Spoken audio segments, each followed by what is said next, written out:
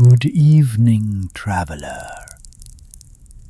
I am the Midnight Owl, keeper of tales whispered by firelight.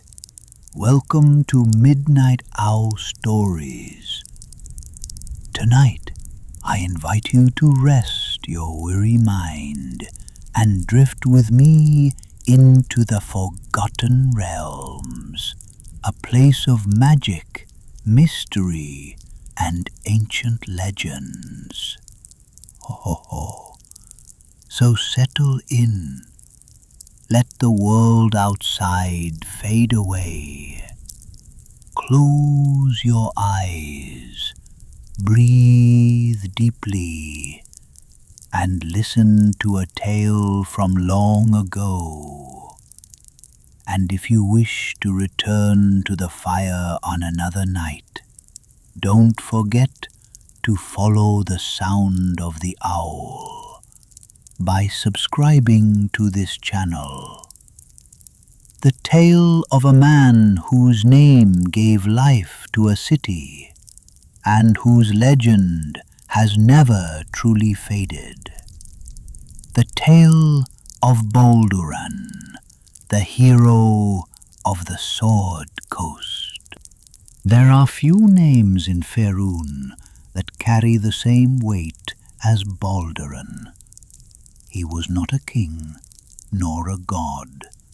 He was a man, a sailor, an adventurer. Yet, like all great legends, he was touched by destiny. Long before the city of Baldur's Gate lit the shores of the Chiantha River, this coast was but scattered villages, small settlements clinging to the river's edge. But Balduran was restless. They say he was born with the salt of the ocean in his veins, a man whose heart beat in rhythm with the crashing waves.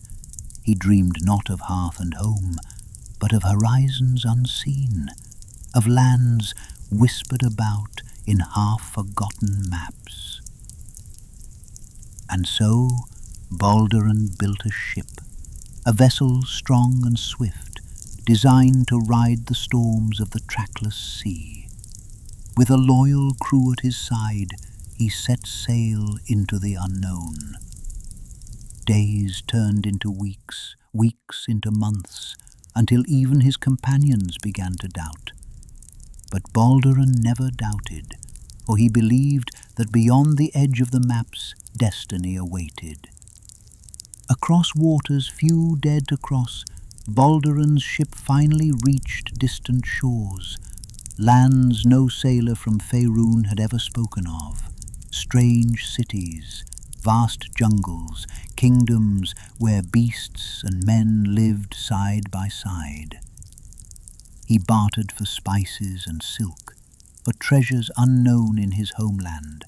He walked among temples carved from stones so old their gods were older still. But those tales are for another night. What matters now is that Balduran returned, and in his return he brought back wealth beyond measure, gold that gleamed like sunlight, jewels that caught the fire of the stars, enough to change forever the simple villages along the Sword Coast. The people gathered when his sails first appeared on the horizon. They cheered, they sang, for their weary fishermen had never seen riches such as these. Balduran might have kept it for himself, but he did not. Instead, he shared his fortune and built something greater, a harbour, walls to protect it, and soon a city began to rise from stone and timber, a city that would carry his name, even if it would later be called Baldur's Gate. Some say it was because Balduran returned from the sea bearing treasures and built mighty gates that stood open to trade. Others whisper that the gates symbolized more than stone and iron. They were the threshold to opportunity, a passage between hardship and prosperity. The truth? Perhaps it is both. For Baldur's Gate became more than a city. It became a beacon. Merchants came, adventurers came, nobles with gold, peasants with hope. All were drawn to this place.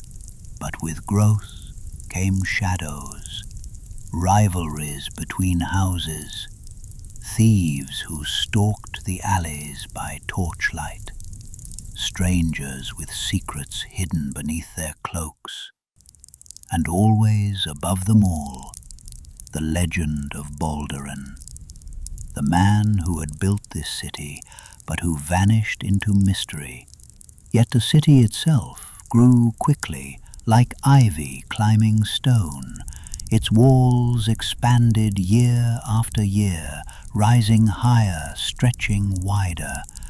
The harbour bustled with ships from Chult, Amn, Waterdeep, and lands even further. Markets spilled into streets, filled with spices, fabrics, and relics that dazzled the common folk. And though danger lurked in every shadow, there was laughter in every tavern, music in every square, and a sense that within those walls life held more promise than anywhere else along the coast. Baldur's Gate was a city of contradictions, a place where the poorest beggar might starve in an alley, while a wealthy noble dined on food brought across oceans, a place where a sellsword could make his fortune in a night, or lose his life before dawn, and in taverns lit by lantern light, people told stories of the founder himself. How Balduran had faced storms no sailor could survive, how he had parleyed with kings in distant lands, how he had turned gold into stone walls and stone into a city that would outlive him. Even those who had never seen his face spoke his name as if it were carved into the very stones beneath their feet. For Balduran was not merely a man anymore. He was a myth, a guardian spirit, a watchful presence over the city that bore his name. But myths have a way of turning on themselves. For Balduran did not stay long within his city's walls. No. His heart belonged to the sea.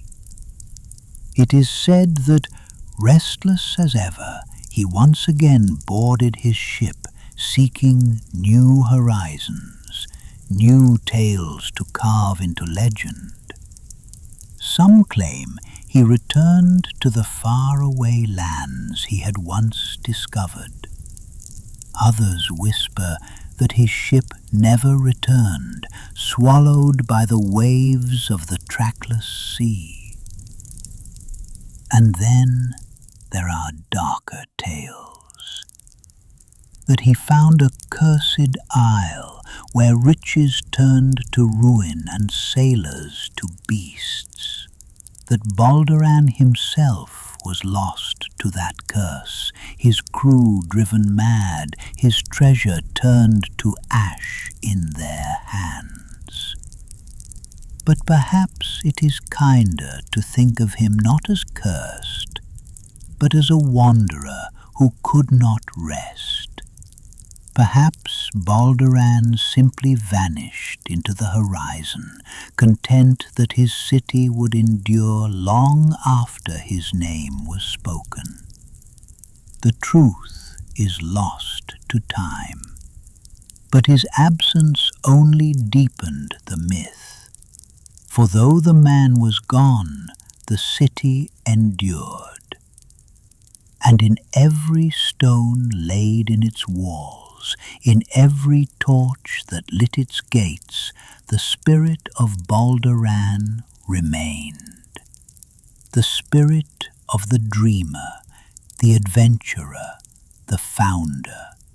And thus Baldur's Gate stood, a city of mystery, danger, and promise. A city born from one man's endless hunger for the horizon. Even now, travelers speak of him. Some claim to have glimpsed him in the fog of dawn, a shadow upon the deck of a phantom ship. Others swear that when storms crash against the Sword Coast, you can hear his voice in the wind, steady, unyielding, guiding lost sailors to safety. Legends within legends. Perhaps Balduran never truly left at all. Perhaps he sails still across seas we have yet to know. And so, traveller, you have heard the tale of Balduran, the man who turned villages into a city and vanished into legend.